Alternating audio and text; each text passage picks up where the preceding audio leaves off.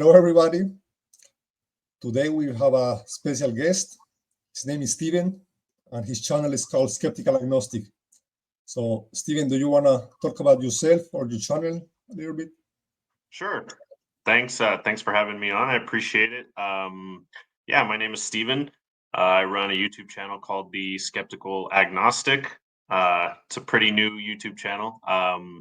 I was a former Christian up until I was about 27. And so, yeah, now as the name implies, I consider myself agnostic. On my channel, I like delving into philosophy of religion, biblical studies, New Testament studies, the resurrection, like we're going to talk about today, basically anything related to those topics. And yeah, so if you're interested, check out my YouTube channel and hopefully you enjoy the content there.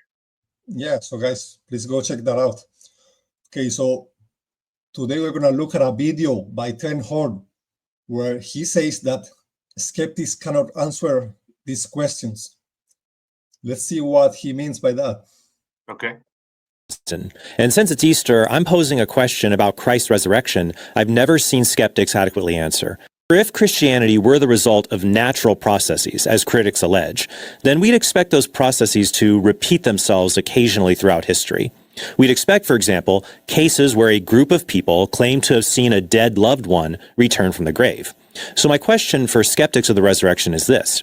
Can you show other examples of groups of people having a grief-induced hallucination similar to the one you claim that the apostles had? In 2015... Yeah, actually, we do have some examples. Biblical scholar Dale Allison, he gives us plenty of examples in his book about the resurrection. I'm going to read a quote. For a striking close moral parallel to what Manning proposes, a parallel in which three witnesses report seeing a recently deceased man walk across a lake, see Ernest's apparitions and haunted houses. So I'm going to show you a screenshot from the book. He gives plenty of other examples, as you can see. So the notion that there are no parallel examples of history of a group hallucination is just not true. Right. Yeah. Do you have anything to add here? Yeah. I mean, actually, it's really interesting that Trent gives a challenge like that. He challenges skeptics to provide repeat examples of cases like Jesus's resurrection. But actually, we don't even need to look to the psychological literature. We can actually look in the Gospels themselves, because I think most Christians forget that. I think it's in the Gospel of Matthew. I think it's Matthew and Mark. It explicitly says that many believed Jesus was John the Baptist, raised from the dead. And then, of course, you have the case in Matthew 27 of all the saints supposedly rising out of their graves and walking around Jerusalem. So even in the Gospels themselves, you have a belief that certain people had been raised from the dead other than Jesus. And so we don't even need to look far. We can look in the Gospels themselves and realize that they refute Trent's point. And what Christians will sometimes retort is, well, those are resuscitations. Those are not resurrections. And that's more of a point of metaphysics, which is completely that's a valid point if we're talking about metaphysics, right? There's a difference between resuscitation and resurrection. But in terms of like cultural anthropology, which is what we're talking about, in terms of, do people actually sometimes believe that they've seen someone resurrected from the dead? Again, in the Gospels, we see a multitude of examples. Jesus wasn't the only one that was believed to have come back from the dead. So even just looking at the Gospels themselves, we can refute Trent's point. And then, like you said, in Dale Allison's book, he gives a number of examples. The one that always sticks with me is there's a case of like a chimney sweep from the 1950s. His name was Samuel Bull. And multiple people in the family claim to have seen him, claim to have touched him. And I know we'll get to that when Trent talks about tactile hallucinations or tactile visions. But the other thing to note is, now, did that family think that Samuel Bull had resurrected from the dead? Not necessarily. They believe that they saw visions, although they're a little bit, they're confused about why they can touch this supposed vision or this supposed hallucination. But the point is, in modern days, we have kind of like a Platonic mindset where if we see a deceased loved one, we don't think that they're raised from the dead, because we believe that they normally think, oh, well, we've seen their spirit, we've seen their soul. Whereas in Second Temple Judaism, especially Jesus's sect, they were apocalyptic Jews, and they were expecting the resurrection of the dead to come imminently. They were expecting that to come soon. So when they saw what they thought was Jesus, when they had a vision of Jesus, it actually makes sense that they would interpret that as Jesus being resurrected from the dead. Whereas today we don't think that, because we have a completely different mindset, and we're not Second Temple apocalyptic Jews. Right. That's right. Habermas and medical doctor Joseph Bergeron surveyed thousands of cases in the medical literature and could not find a single case of a group grief hallucination comparable to the group appearances described in the New Testament. Right. So I don't know why they couldn't find an example like similar to it. What I suspect is that they have a criteria that is too narrow. They want it to be too similar to Jesus. And we will see that later. Like, why do you need it to be a dead person? Why can't it be a quiet man? You know, stuff like that. I think that's my suspicion. Yeah, I think I would agree with that. And the Hayes and Ludar 2016 study only found one case of grief-induced hallucination involving a non-family member of the deceased. Okay, yeah. So Trent says, like, okay, this only happens to family members, right? But I think he really misses the point here. Like, obviously, the reason why those hallucinations usually happen to family members is because of the strong bonds attached to the deceased person. Exactly. Right? Like the strong bonds shared by living together or whatever. And this creates the strong feelings that are necessary to trigger those grief hallucinations. Now, in the case of Jesus' disciples, those kinds of bonds would have been there as well.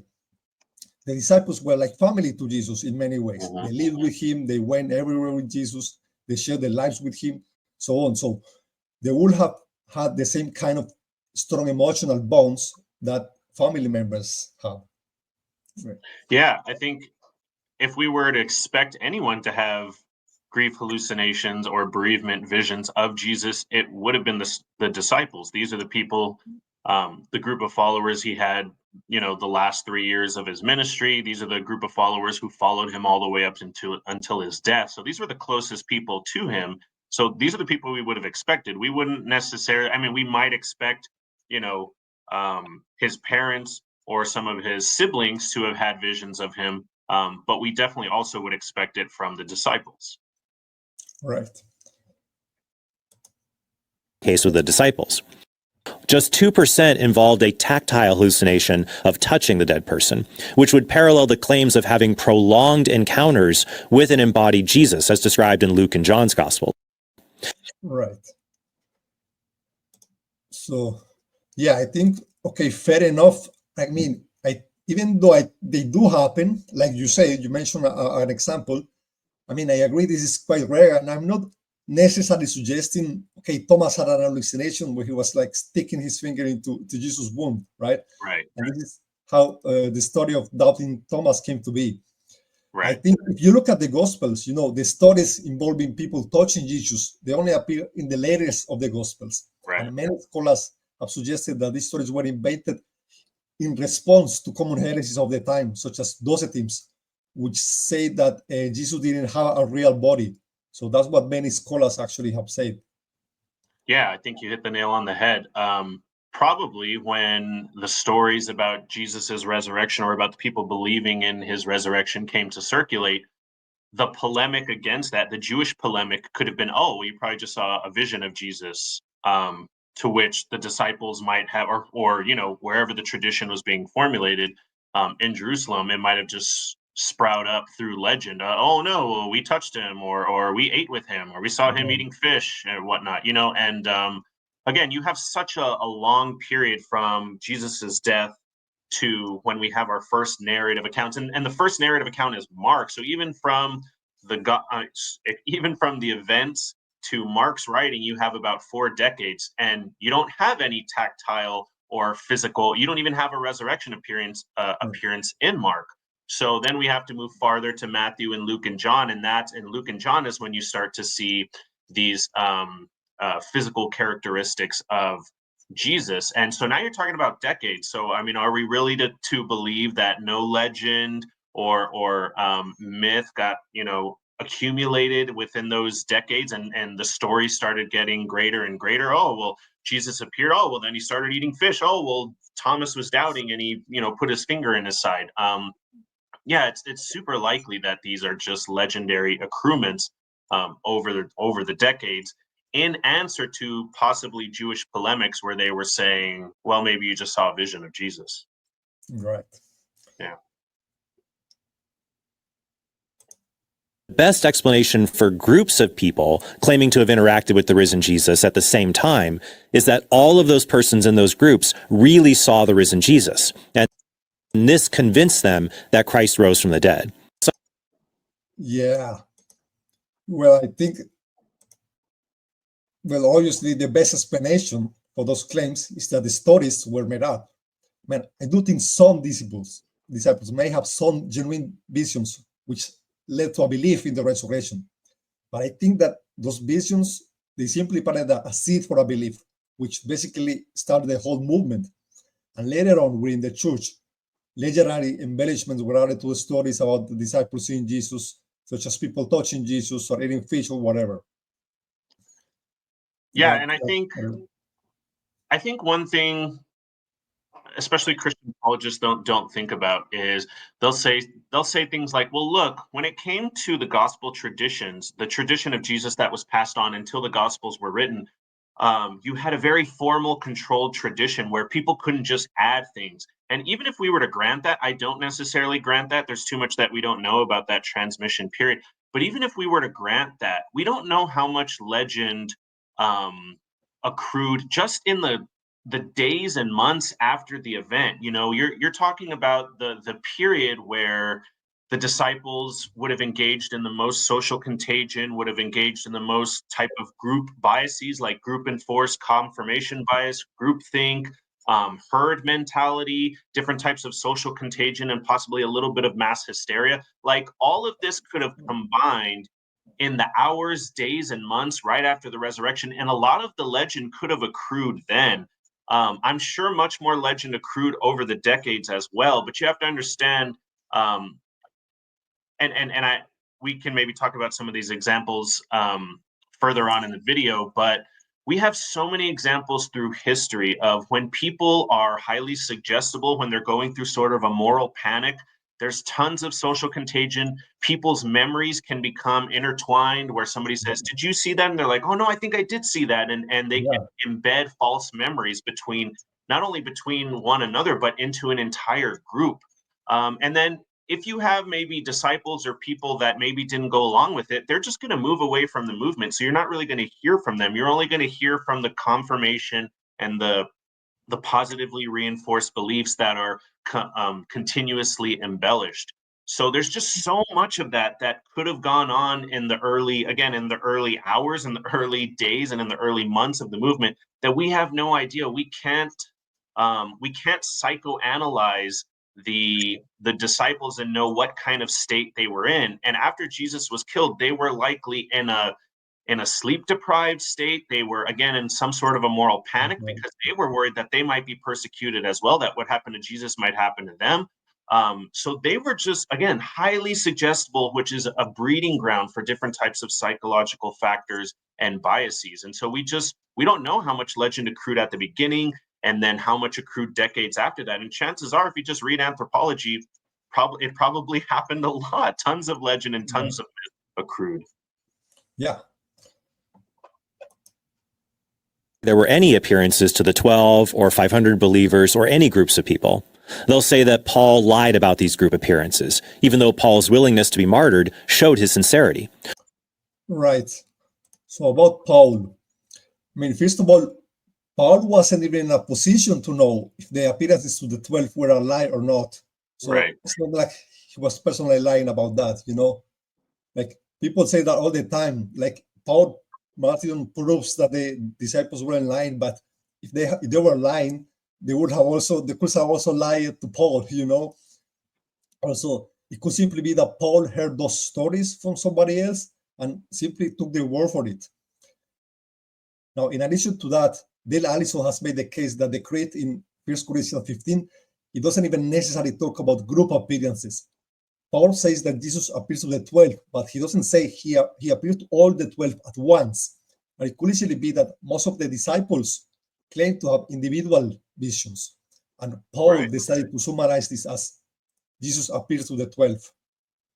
Yeah, no, absolutely. And that's a good point about what Allison says about 1 Corinthians 15. I actually forgot that he said that. It's been a while since I read Allison's book. But yeah, Paul's not in a good position to Paul's not an eyewitness, right? He's just relaying what has been relayed to him, a tradition, a creed. And so if the original sources or the original witnesses were deceived, we don't even have to say that they were lying. I mean, you're right. If they were lying, Paul wouldn't necessarily know about it. But even if the original witnesses were self-deceived, how would Paul know that? There's no way he would know that. He's too far removed. And I don't mean he's decades removed, but he's removed enough that he wasn't around for whatever the disciples and the followers of Jesus experienced. He just has to take their word for it, even if you have large groups of people that say that they saw roughly the same thing. Again, there's tons of examples from anthropology. I'm waiting to bring them up because I know Trent's gonna talk in a little bit about alien abductions, and I think that that's actually crucial because when you have somebody like Paul who's removed from the actual experiences, he's not a firsthand source, so there's only so much you can do with his testimony because, again, he wasn't there. Right. Someone lied to Paul about these group appearances, even though St. Paul had the ability to check the veracity of these events because he met the apostles and he knew which of the 500 were still alive to be questioned. Yeah, I don't think, like sometimes people say this a lot, like they assume that these people, the ancient people back then, that they would have done such a total fact checking, like a modern skeptic would do, and that's like, no, I'm not sure people back then will do that kind of thing. And Paul, maybe someone told Paul about the 500. He doesn't necessarily say that, okay, I personally met those people who claim that, right? I'm not sure about that. Yeah, I think you're exactly right. And I think actually we know that ancient peoples weren't very skeptical whatsoever. In fact, there's a quote from Tacitus, and it's not well known, but the quote is something like Tacitus was a really good historian, and Tacitus says something along the lines of, people will believe whatever they want, people will believe any story, and he says two things happen. Either people take the story and they just believe it without checking the facts, or people take the story and they twist it into whatever they want to suit their needs. But his point is that people just tell stories and they just believe it. And he's talking about people in antiquity, people just like Second Temple Jews. We can see through a lot of the historians in antiquity, even some of the best historians like, or even some of the most well-known historians like Josephus and Herodotus, they record a lot of ridiculous myth and legend, and they were not keen enough to check what the heck was going on, even if they thought they were talking to eyewitnesses. Like Josephus records really crazy stuff about seeing chariots fly through the sky and seeing a goat being birthed from a lamb in the temple. And he even says, look, I might not have believed this, but it was told to me by eyewitnesses. So even Josephus is gullible enough to believe this stuff. And he's a historian who you would expect to be more skeptical and to maybe check his facts. But he's just taking what people give to him and he's relaying it as if it's fact. And again, this is a historian, so you would expect him to at least have a skeptical disposition. So how much more gullible were the just normal Second Temple Judaic individuals that are relaying these stories? The other thing to note is Paul might have known some of these witnesses. He might not have. We don't know. We don't know how critical Paul was of these stories. They might have just told him, look, this is what happened. 500 people saw, and there's still people that are alive here today. And he might have just said, oh, okay, cool. And then you also have to remember, he's writing to the city of Corinth, which is like 800 miles away from Jerusalem. So what Christian apologists will also say is, well, he's telling the people in Corinth that if they want to go interview the eyewitnesses, they can do so. And it's like, okay, they're going to travel 800 miles to find random people in Jerusalem to try to corroborate the story. And the other reason why that's not going to happen is he's writing to Christians. He's writing to people who are already believers. He's not writing to skeptics. So it's not, who in Corinth is going to do that? Likely nobody. They're just going to take what he said because they're already believers. That's right. Not defending the historicity of these instances where groups of people claim to have seen the risen Jesus. Instead, I'm asking the question, are there any other group hallucinations of a deceased person coming back to life that are comparable to what skeptics claim to have happened to these groups of apostles and other witnesses of Jesus? Right. This is what I said earlier when I said maybe he has a criteria that is too narrow. He asked, okay, somebody else who died. Okay, why does it have to be a person who died? Why cannot be, okay, a group hallucination seeing a flying man or some magic trick or an alien ship? Yes. Why do you make the narrow, almost arbitrary requirement that it has to be a resurrected person? It can be anything. Man, it's funny you say that, because I have a video coming out, I think tomorrow, where I say the exact same thing, where and I almost use the exact same language. Like, it's too narrow. They say, oh, it has to be a group hallucination of a dead person. It's like, why can't we use examples in history of people, of mass delusions, just totally, like, thousands of people being deluded, right? And again, I don't want to step on the toes of what we're already going to say about alien abductions in just a little bit, but alien abductions is one of those cases. Another case is like the Salem witch trials, where you had a whole town in Salem, Massachusetts. You literally had an entire town that was under this mass hysteria and mass delusion, thinking that their loved ones and people that they knew and their neighbors were all witches. You have cases like, the miracle of the sun. And I think Trent also brings that up, although he's a Catholic, so he might believe that that's actually a real thing. But at the miracle of the sun, you have thousands of people that believed that the sun was dancing in the sky and that the sun was zigzagging, despite the fact that we know that that's not physically possible. Like, they were seeing they were being deluded or decepted and or deceived in some way, because we know that the sun can't do that. Literally, the earth would rotate off its axis if the sun was dancing in the sky. So we have tons of examples of this, of just mass groups of people being deluded. We don't necessarily have to call them hallucinations, because they might not have been hallucinating.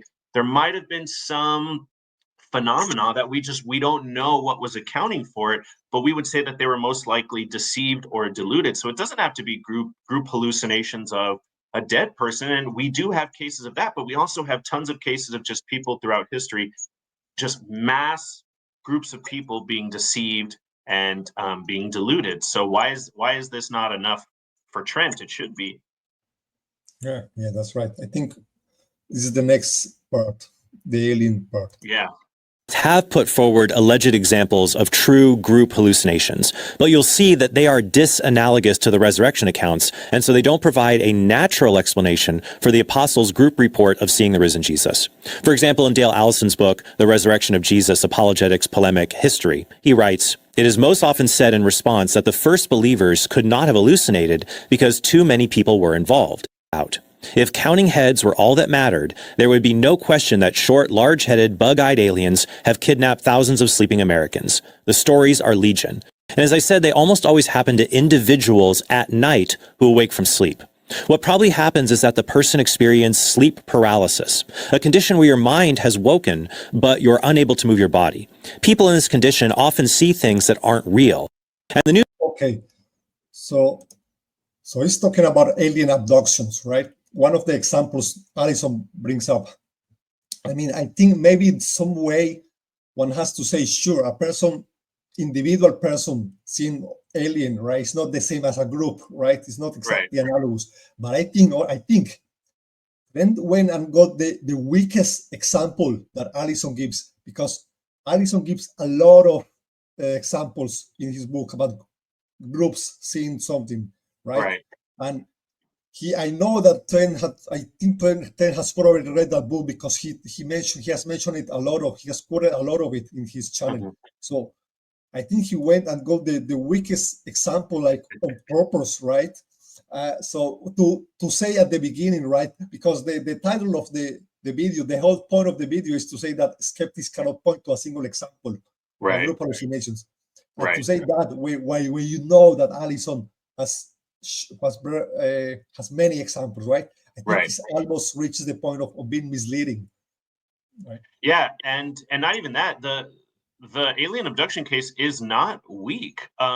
Trent presented it very weakly. He definitely strawmanned it. He didn't steelman it because, yes, most alien abduction stories are individual, and a lot of them occur when people they occur at night when people might be they might indeed have sleep paralysis. But we do have group encounters of alien abduction. They're a little bit more rare, but there's still tons of them.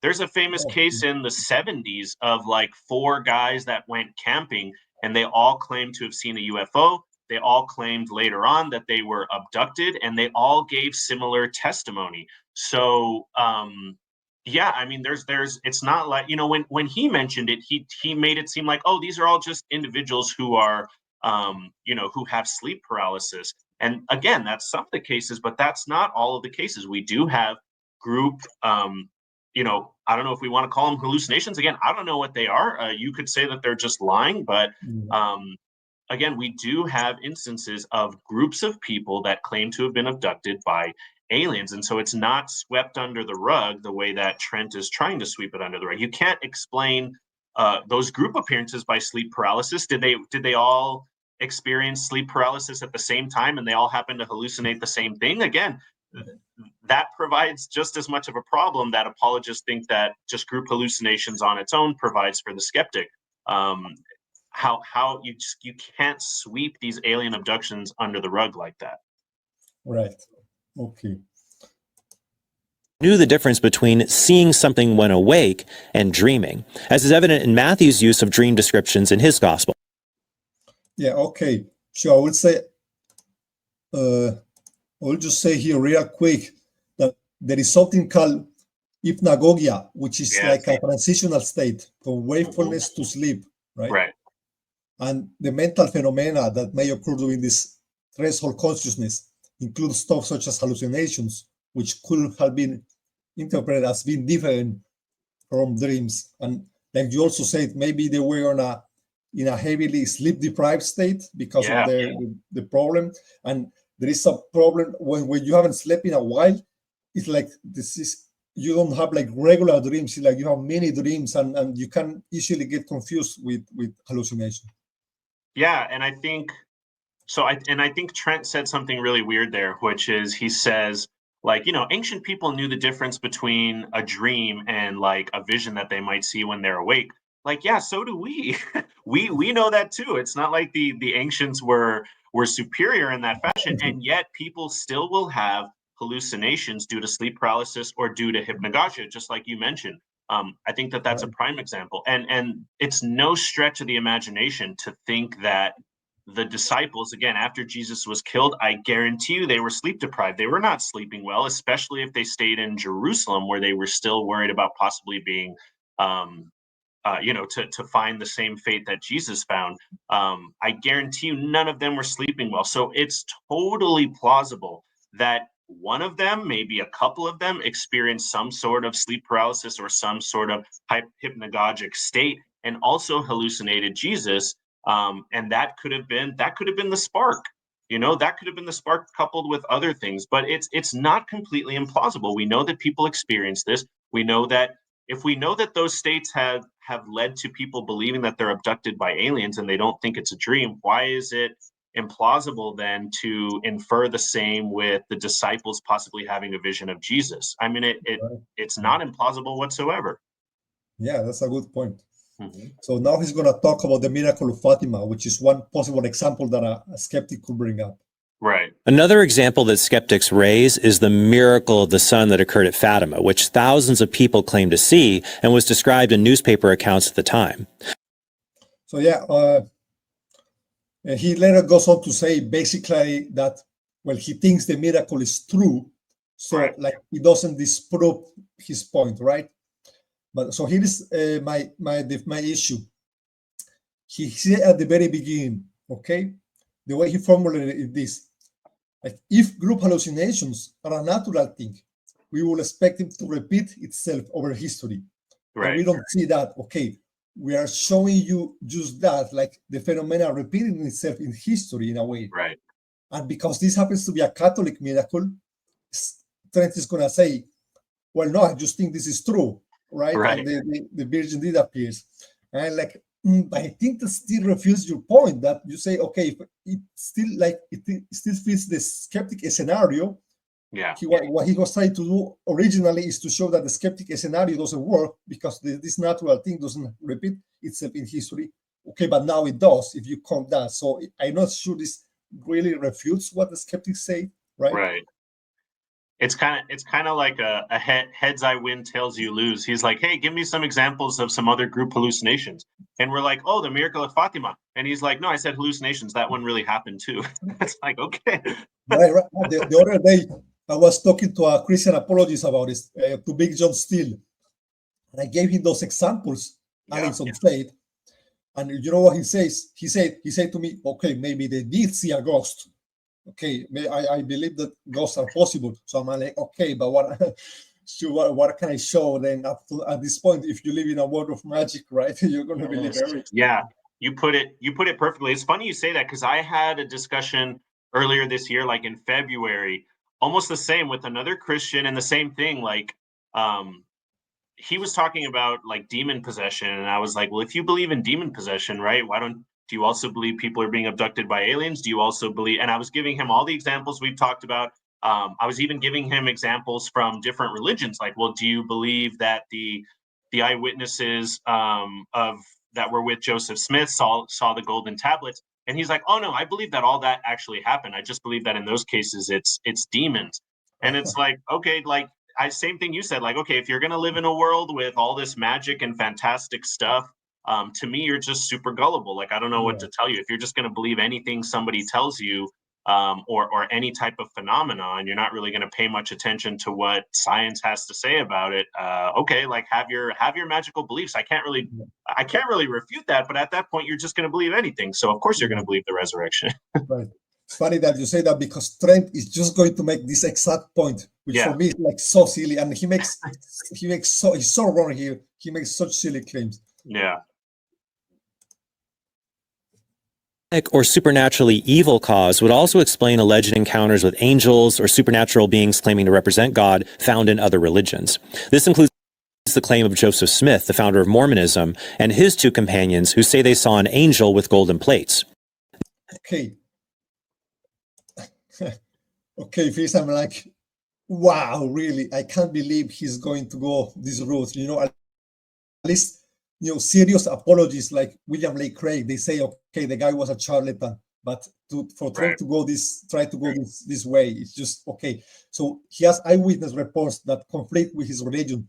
So he's just going to say that demons may have caused those visions. And like, really?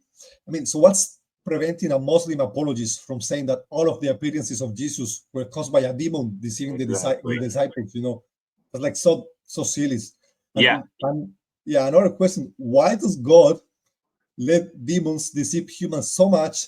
Exactly. I mean, to such an immense degree. Like, it's bad enough that God lets demons just come and possess people. Yeah. Apparently, He also lets them found false religions that lead millions of people astray. Yeah, I think you hit the nail on the head, right? It brings up interesting questions regarding God's providence and His benevolence. Like, think of, like you said, think of a Mormon who sincerely believes that Mormonism is correct because they think that God is behind this miracle, when really it's demons behind that miracle and God is behind the resurrection. Well, I mean, how is God benevolent to let this poor person genuinely believe that they're following God through a miracle when it was a demon? Like, you think God would step in or prevent the demons, or the occult spirits from from leading so many people astray. It just doesn't make sense. And it's just, on Trent's part, it's just ad hoc reasoning. It's completely ad hoc reasoning. Just saying, oh yeah, well, all those miracles that disagree with my worldview, those are all demons. But all the miracles that agree with my worldview, no, that's all God. And again, you're right. Like, the Muslim can do the same thing. The Mormon can do the same thing. And at that point, it just becomes unfalsifiable. There's no way to falsify there's no way to determine, well, which of these are actually from God, which of these are not. All you're going to do is fall back into your already preconceived notions and presuppositions and the worldview you already hold to. So what can you do at that point? There's really nothing to do. You're at like a stalemate with your worldview. Yeah. Raise what I call the problem of competing miracle claims. If you believe in your religion because of a miracle, then why don't you believe in a competing religion that is also backed by a miracle? A religious person has two options to resolve this problem. First, they could accept these competing claims are genuine miracles, but deny that they are theologically incompatible with their worldview. They aren't competing, they're complementary. For example, God might providentially save someone in India from a flood in a way that seems miraculous, or at least that looks like a God is involved and it's not a freak occurrence. The person who is saved might pray to a Hindu deity for help and mistakenly think that this false Hindu god saved him. Yeah, I've seen this argument. Okay, I'm like, okay, I understand. Okay, a Christian can say, sure, God can be nice and heal a Muslim person. Okay, sure. Right. But if he heals an Hindu person, like, okay, at the exact split second, they take him to an Hindu temple, right? Isn't this okay? Or if he heals him, and in addition to that, in a dream, he appears to them like dressed up as Shiva or whatever, okay? Mm-hmm. Don't you think that at some point he's been like a little misleading, right? Yeah. Because he's like performing miracles that strongly supports the truth of these religions. In addition to that, we have miracles like a statue of Buddha crying, or people came to see there or stuff like that. So he wouldn't be able to explain those other cases. Yeah, and he brings up very this is going to seem like a contradiction, but he brings up mundane miracles, which a miracle by definition would not be mundane. But he brings up stuff like, someone's praying for something, and even though they're a Muslim, God answers their prayer. But we're not just talking about simple prayers like, heal me from this cold. There are people who have had like near-death experiences, and instead of seeing Jesus, they see Muhammad. Right. We're talking about like the miracle of Joseph Smith and the angel Moroni and the golden plates. Like, is God behind that? Can a Christian just say, oh yeah, that was a miracle, and God was behind that too? So again, we're back at the same place. Well, like, okay, is God leading people astray? It doesn't make sense. Like, I don't see how you can hold to that all miracle claims are from God, even the miracle claims of competing religions. Like, it doesn't seem to work. It's going to undercut your worldview completely. Right. There's also one thing, like, according to his logic, none of the healings of Christianity will ever count as a miracle for Christianity, because Right. it could also be that there is another God from another religion just wanted to be nice to them. Just like he's saying. So Yeah. it also ignores Christianity of like most of his miracles. Yeah, I think you nailed that one. Right. First option. The second option would be to deny that the competing miracle is really a miracle. You might offer a natural explanation, like legends, fraud, sincere hallucination, or a supernatural explanation, a non-divine cause, like demonic activity, when confronted with competing miracles in Islam, Hinduism, Mormonism, and other non-Christian religions. Although this response leads to what might be called the arbitrariness objection. How do you know the miracles of your own religion are from God, whereas the alleged miracles of other religions are not miracles at all, but demonic supernatural activity? We have good reason to believe the resurrection is a miracle and not a demonic counterfeit, because creatures, including demons, can't perform genuine miracles. Only God can do that. For example, as the author of life, only God can raise the dead, as St. Thomas Aquinas points out in the Summa Theologia.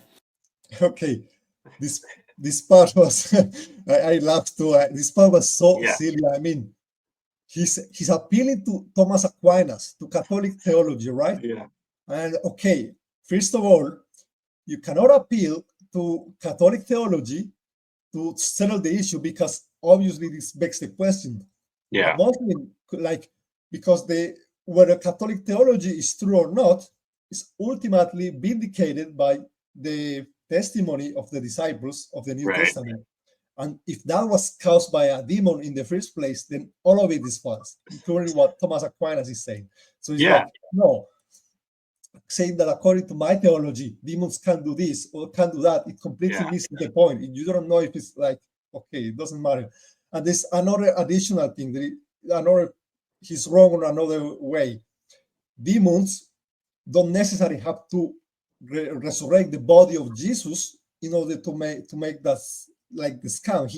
Demons could appear to the disciples and cause like illusions in order to make them believe that Jesus had appeared. So they don't need to actually bring the body back to life. Like, even if we go to this silly route that, okay, demons cannot create life because Thomas Aquinas says so, right?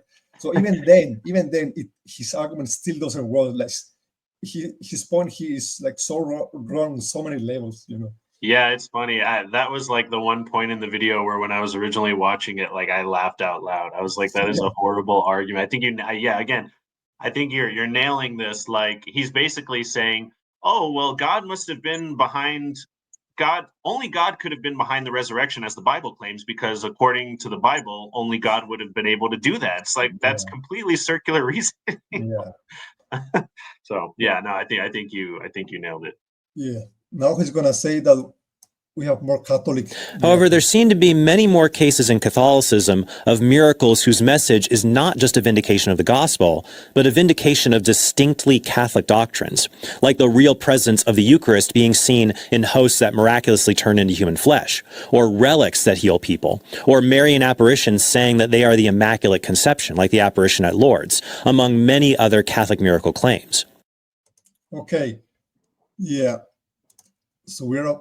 So he's saying that we have like more Catholic specific miracles, right, than Protestant specific miracles, right? And here's the thing: this is because Catholics are more into colorful beliefs, such as image and saints and magic relics and so on. Also, it's hard to see what possible miracle could vindicate Protestantism in a way that specifically excludes Catholicism. Like, does Trent want the face of Martin Luther to appear in a post or something like that? Right. Yeah, I don't know. So, because Protestants don't have something analogous to the Virgin Mary, for example, whose appearance will vindicate only Protestantism, right? So there could be an explanation for it. Another point is that you have to remember that historically the population of Catholic countries has always been higher than the population of Protestant countries. Right. And also that Catholicism is more popular in places like Latin America, which have a higher degree of religiosity and so on. So all of that has to be kept into account when you say, oh, there are more Catholic miracles. Yeah, and kind of towards what you said, like, there's a significant amount of Protestants are cessationists who they don't even believe. They believe like the miracles ceased with the apostles, so they don't even believe that there's modern day miracles like we would see, people experiencing the Virgin Mary and stuff like that. So yeah, I think this is just a wholly Catholic phenomena, and to me, it just shows that Trent's going to accept so many different miracles that his standards are just lower than mine would be. Right. So this is the end. Now for the final part of his video, he makes like a Catholic version of his trilemma. Yeah.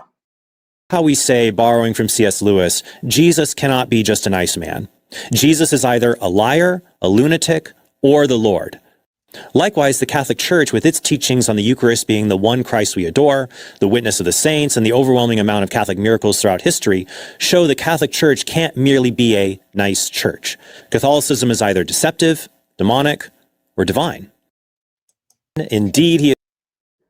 Okay, so yeah, that's his trilemma. So I have another suggestion, another word with D that could apply to that. The word is delusional, because probably what causes the whole thing. So how Yeah, about you? I mean, no, go ahead. Do you have another word with D that could apply to this kind of beliefs?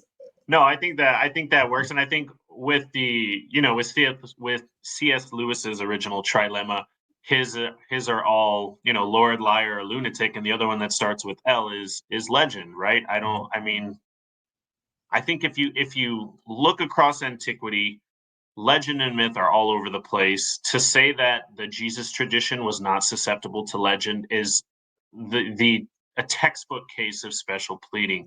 And when it comes to the Catholic Church, again, you could make that argument about any church. I mean, you can make it about the Mormon Church. You can make it about Scientology. And in some cases, some of them might be just actually like liars. They might be, like Scientology, I think they are deceptive. But when it comes to Mormonism, even if you want to claim that Joseph Smith was a fraud and that Joseph Smith was a liar, the church as whole, I don't believe is, I think just like you said, they're delusional. I mean, I don't try to say that. I'm not trying to say that to put any Mormons down, because Mormons are super nice people. But I do think that their traditions and their beliefs are ultimately based on delusions. So why can't it be the same for the Catholic Church? I really don't understand. I really don't understand Trent's reasoning here. Yeah. So we reached the end of the video. I think as we have seen, Trent did not make a good case for why this group appearance are legitimate. So do you have some concluding words here for the video? I would just say, I would say, here's what I would say. Christian apologists spend too much time, and I don't want this to come off the wrong way, right? But they spend too much time just reading books about how the resurrection must be a historical event. Once you start to read cultural anthropology, once you start to read sociology, once you actually start to read the works of historians in antiquity, to me, that's really what blows the doors off of this whole resurrection thing. Again, once you see how easily legends developed in antiquity, once you see how through anthropology and through sociology we learn how beliefs like this can take hold, how people in groups can come to believe just crazy things, how groups of people can become deluded. Again, how legends can take hold even in modern day. Once you learn all these things, these arguments for the resurrection are just they're not convincing. And me as a former Christian, I used to promulgate the exact same arguments. I used to read the same books, and I used to say the same things. But now that I don't have a prior commitment, and one of the reasons I was saying those things is because I was a Christian and I needed the resurrection had to be true. So I had to find a way to make it historically defensible. But again, once you kind of give up that pre-commitment, and I'm not saying that a Christian can just do that, you can't just give it up overnight. It took me years. But once that happens and you look at the evidence as objectively as you can, it's very weak evidence. Again, read some anthropology, read some sociology, read some psychology, and you'll see that we can easily account for the facts regarding the resurrection through things like legend and myth and possible psychosis or psychological deception, different types of group and psychological biases and factors. It's not difficult. It's not difficult to do. So I just think Trent's his challenges all throughout the video were not easy to, they were not hard to overcome. They were incredibly easy to poke holes through. Yeah. Yeah. So thank you all for watching. Please subscribe to the channel. Please make sure to go check Steven's channel. It's a very cool channel, and make sure to subscribe to it. Okay, thank you very much, and see you next time. Bye. Thanks.